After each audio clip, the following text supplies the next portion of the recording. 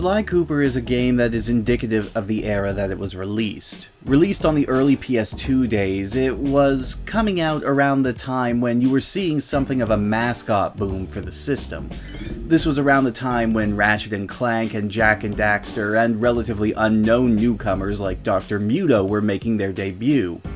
Sly Cooper was released by relative unknown studio Sucker Punch, which had only really done one notable game before this on the Nintendo 64, known as Rocket Robot on Wheels. If you haven't heard about it, I'm not surprised, because the game was not a very big success.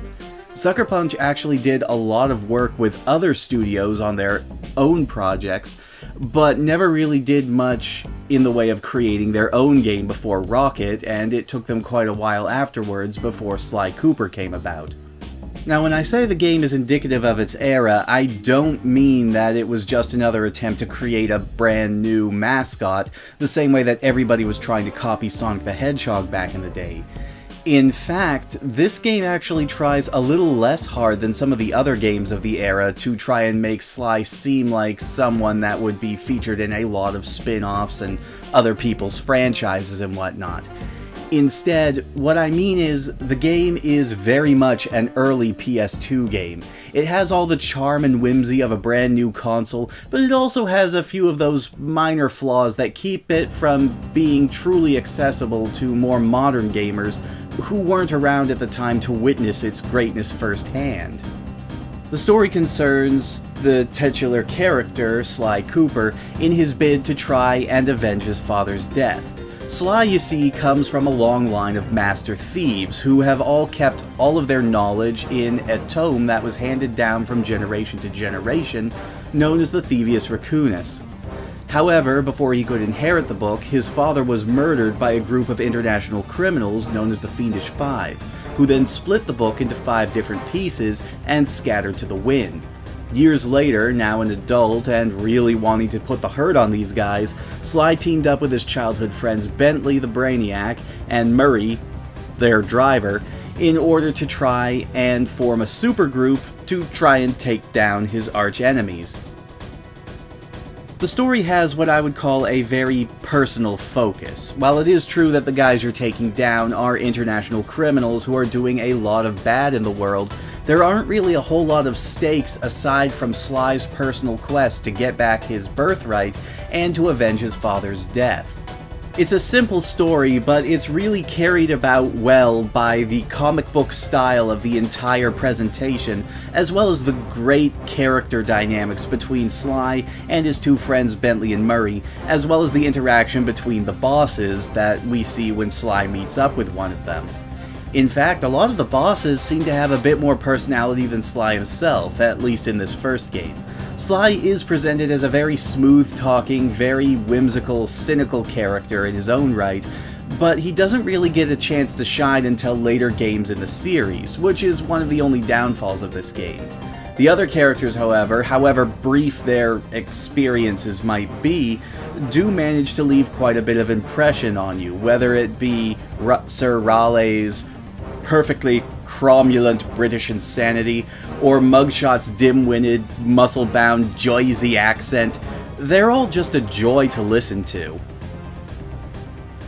The structure of the game is also a bit of a throwback to early 3D platforming with what was, at the time, more modern twists on the old formula. It's a linear platformer with a few ideas taken from areas like Crash Bandicoot and Super Mario 3D. The idea here is that there are 5 different worlds, 4 of which have 7 different levels and a hub world in each of them. In the hub world, you travel to any of the 7 different levels and attempt to try and find the treasure key in each one through a series of acrobatic feats and stealthy missions. Actually, a lot more emphasis here is put on platforming and athletics rather than on sneaking and stealth kills. While there are enemies in the game that can take you down very easily, in fact, Sly's status as a one-hit point wonder in this game is one of the more frustrating aspects of it. It can be said that you don't do a whole lot of sneaking.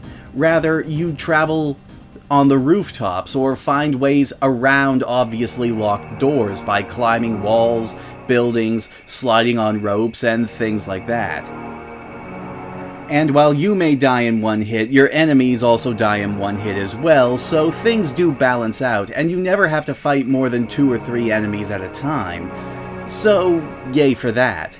The boss battles, on the other hand, are very varied and do take a lot of getting used to, because every single fight plays out differently. You're not just learning an attack pattern and then wailing on them. While you might do that in the first fight, the second fight has you actively avoiding the boss and trying to rotate mirrors so that you can try and distract him with sunlight. He can't be hurt directly, so you have to avoid him for as long as possible. The third fight changes this up even more drastically by turning the entire game into a rhythm minigame for a little while, and is widely regarded as that one boss fight by many of the people who have played this game, just because it is so difficult. The game does change things up here and there by giving you a few unusual levels here and there, where you're usually piloting a vehicle, manning a gun turret, or racing around a race course for a few laps. These are a nice change of pace, and they don't show up so often that they become an annoyance. In fact, the only ones that I would really call truly terrible in this game would have to be the 2 racing levels where you have to pilot Murray's van around a racetrack. The reason for this mostly being because of the extremely unforgiving and rubber-banding AI. The controls in this game are also really tight, which is very appreciative since it is a platformer and requires a lot of control over the main character. Sly controls very tightly and very easily. He almost seems to glide as he's running, which makes him a lot of fun to control. The vehicles are also relatively easy to control, though again the racing levels introduce some much more realistic car physics which kind of clash with the tighter, more comic booky feeling of the controls from before. Also, a majority of the actions that Sly takes are relegated to a single button, the circle button, and you can access most powers just by looking for blue sparkles that appear on rails, on points, and other places like that where he can actually use his thieving abilities. The music is also pretty enjoyable, but I wouldn't say it's something that you have to get a soundtrack for. There's nothing really super memorable here, it just complements itself very well.